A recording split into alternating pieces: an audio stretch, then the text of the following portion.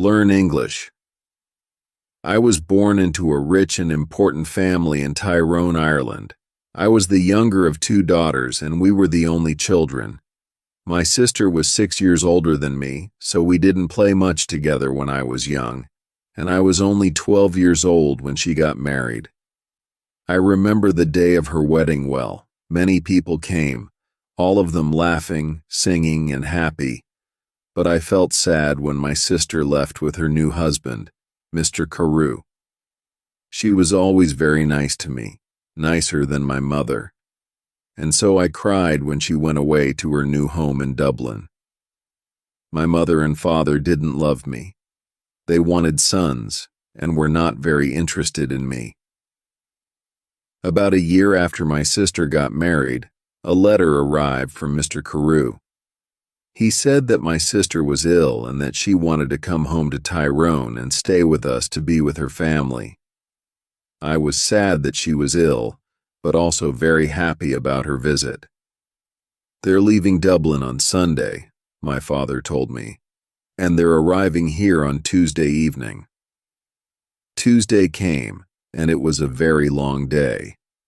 Hour after hour came and went, and I listened all the time for my sister and her husband. Now the sky was dark, and soon it was midnight, but I couldn't sleep. I listened and waited.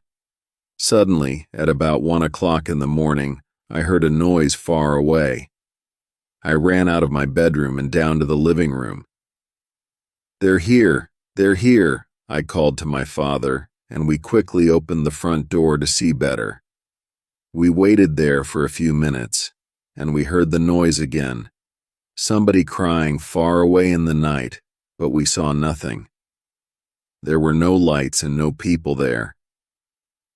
We went outside, waiting to say hello and to help my sister with her bags, but nobody was there.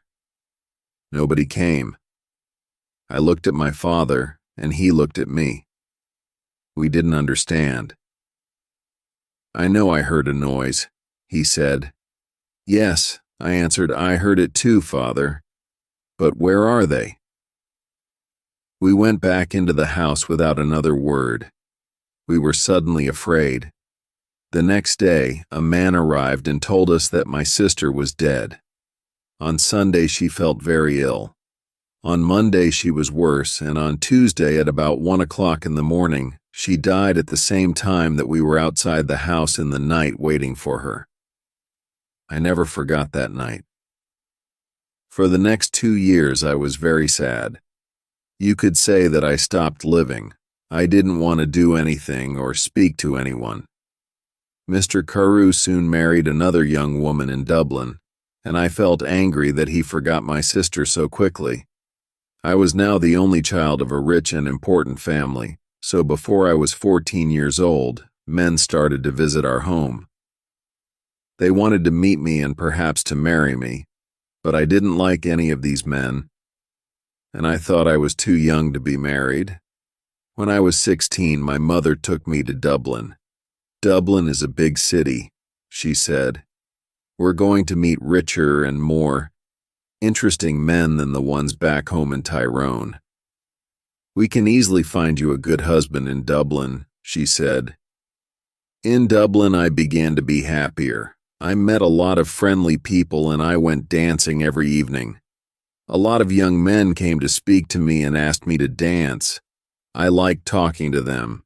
I started to live and laugh again, and I didn't think about my dead sister all the time. But my mother was not so happy. She wanted me to find a husband quickly. One night, before I went to bed, she came into my room and said, "Do you know Lord Glenfallen?" "Oh, yes," I answered. "He's that ugly old man from Carilla." "He's not ugly and he's not old, Fanny," my mother said quickly. "He's from a very rich and important family, too, and he wants to marry you. He loves you." "Loves me? Wants to marry me?" "But he's making a mistake, Mother," I said. "I don't love him. I can't marry somebody I don't love." "Think about it, Fanny," my mother answered quietly. He's a good man, and he wants to marry you. You're a very lucky young woman." My mother left the room and I sat quietly for a long time.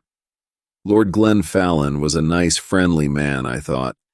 I didn't love him, no, but I did like him. He always talked about interesting things. I never felt happy at home with my mother and father, but I always felt better when I talked to him. The next morning, when I saw my mother, I said only one word: yes. Lord Glenfallen and I got married the next spring, and 2 days after our wedding we said goodbye to my family and left Tyrone. 3 days later, we arrived in Karilla, and I saw my husband's beautiful house for the first time. It was near a river, and there were many trees and flowers in the garden. Birds sang in the trees and the sky was blue. I stood next to him and looked at it all, and I felt very, very happy. "Come, my love," said my husband. "You must come in and meet Martha. She cooks and cleans and knows everything about the house." So we went into the house, and I met Martha, a friendly old woman with smiling blue eyes. She showed me around the house. Suddenly, I felt excited to be there. It was a very happy place. Women sang in the kitchen, men built fires in the living rooms, and there were dogs and cats everywhere. "Come with me now, madam," said Martha, "and look at your bedroom. Then we can take up your bags, and you can wash before dinner."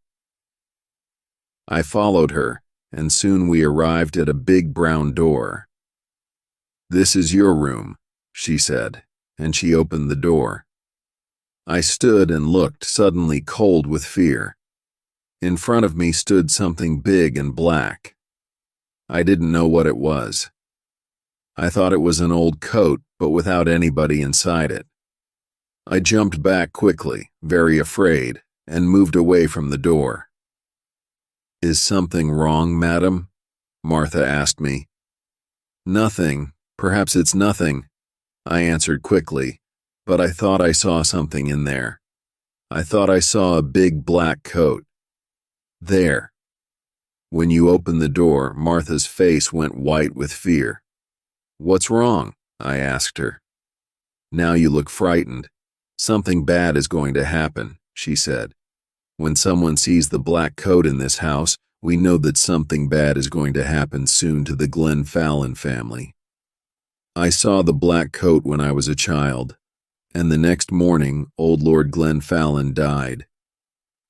Something bad is going to happen now, madam. I know it." We went down to have dinner. I felt unhappy and afraid, but I didn't say anything to my husband about the black coat. I wanted to forget about it and be happy again.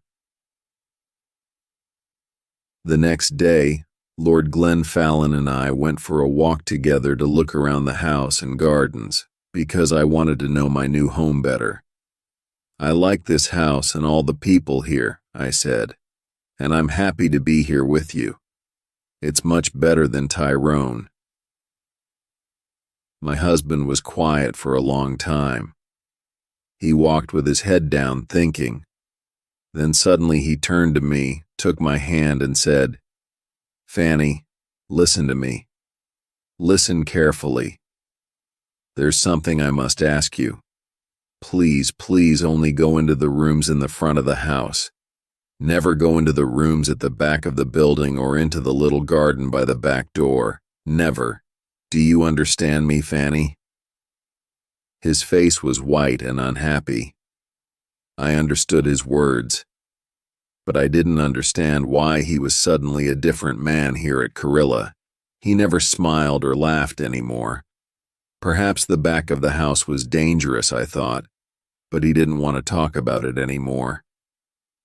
We went back to the house without speaking, and again I tried to forget his words and to be as happy as I was before. It was about a month later that I met the other woman for the first time. One day, I wanted to go for a walk in the gardens. It was a beautiful day, and I ran up to my room after lunch to get my hat and coat. But when I opened the door of my room, there was a woman sitting near the fire. She was about 40 years old, and she wore a black coat. Her face was white, and when I looked closely, I saw that her eyes were white too. She was blind. "Madam," I said, "this is my room. There is a mistake." "Your room?" she answered. "A mistake? No, I don't think so. I don't think there's a mistake. Where is Lord Glenfallen?" "Down in the living room," I said. "But who are you and why are you here in my room?" "Tell Lord Glennon that I want him," was all she said. "I must tell you that I am Lady Glenfallen, and I want you to leave my room now." "Lady Glenfallen, you are not, she cried and hit my face very hard. I cried out for help, and soon Lord Glennon arrived. I ran out of the room as he ran in, and I waited outside to listen at the door. I did not hear every word, but I knew that Lord Glenfallen was very angry and the blind woman was very unhappy. When he came out, I asked him, "Who is that woman and why is she in my bedroom?" But my husband didn't answer me. Again, his face was white with fear. His only words were, "Forget her." But I did not forget her, and every day it was more and more difficult to talk to my husband. He was always quiet now, always sad and afraid. He sat for hours looking into the fire with his unhappy eyes, but I didn't know why, and he didn't want to tell me. One morning after breakfast, Lord Glenfallen suddenly said, "I have the answer. We must go away to another country, to France or Spain perhaps. What do you think, Fanny?" He didn't wait for my answer but left the room very quickly. I sat and thought for a long time. Why must we leave Karilla? I didn't understand, and I didn't want to go too far away from my mother and father in Tyrone. They were old now, and my father was sometimes ill. They didn't love me very much, but I wanted to be near them. I thought about it all day, and I didn't know what to say to my husband when he arrived back in the evening. When he came in to dinner, I said nothing. After dinner, I was very tired, and I went up to my bedroom early. I wanted to have a good night's sleep and think about it all again the next day. I closed my eyes and went to sleep, but I did not sleep well because I dreamed of the black coat. Suddenly I woke up. Everything was dark and very quiet, but somebody was at the end of my bed. There was a hand with a light, and behind the light was the blind woman. She had a knife in her other hand. I tried to get out of bed and run to the door, but she stopped me. "If you want to live, don't move," she said. "Tell me one thing. Did Lord Glenfallen marry you?" "Yes, he did," I answered. "He married me in front of 100 people." "Well, that's sad," she said, "because I don't think he told you that he had a wife." "Me? I am his wife, not you, young woman. You must leave this house tomorrow because if you stay here—" She showed me the knife. "I am going to kill you with it." Then she left the room without a sound. I didn't sleep again that night. When morning came, I told my husband everything. "Who is the blind woman?" I asked him. "She told me last night that she is your wife, that I am not your wife." "Did you go into the rooms at the back of the house?" asked my husband angrily. "I told you that you must never go there." "But I didn't," I answered. "I was in my bed all night. She came to me. Please tell me what is happening." My husband's face was white again, and he didn't speak for a long time. Then he said, "No, she is not my wife. You are. Don't listen to her. She doesn't know what she is saying." And he left the room. I ran to find Martha. I didn't like this house anymore. My husband was a difficult man and I didn't understand him. Who was the blind woman? I wanted to know everything. "Don't cry, madam," said Martha when I found her. "Sit down and listen to me. What I am going to tell you is not very nice. The blind woman, the woman in the black coat, is dead. You saw her ghost. She was married to your husband, and she was Lady Glenfallen. Nobody knows how she died. Her bedroom was at the back of the house. Somebody saw your husband with a knife in his hand on the night she died. But did he kill her? Nobody knows. When we found her, the knife was on the floor next to her and her eyes. Somebody cut her eyes out after she died. Perhaps he didn't want her to see his other women, his next wife, you." I didn't wait to speak to my husband again. I left that day. I was too afraid to stay another minute at Carilla. I knew that the blind woman was going to come back again and kill me. I said goodbye to Martha, took my bags, and told my driver to take me back to Tyrone. I am happy living here with my mother and father now. The house is quiet. I sleep well each night, and they are friendlier to me than they were before. Sometimes my dead sister visits me at night, but I am never afraid. She tells me that the blind woman is trying to find me at Carilla and that she wants to kill me. She is jealous of me, but she can never find me there. She must wait for the next Lady Glenfallen. The end.